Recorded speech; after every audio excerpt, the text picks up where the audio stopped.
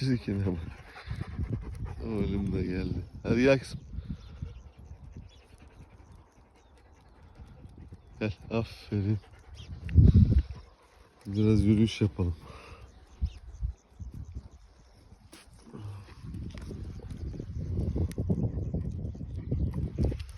Hadi bakalım yürüyelim birazcık. Aferin.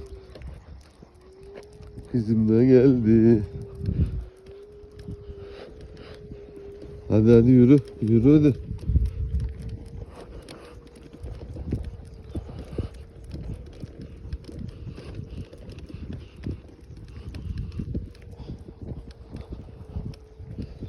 Kız yürü önden. Allah Allah, şuna bak. Hadi. Nerede o köpekler? Yes.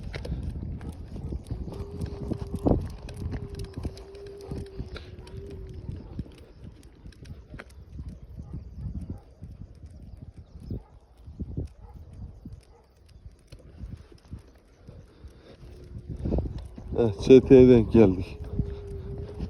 Birazdan tekrar çekerim.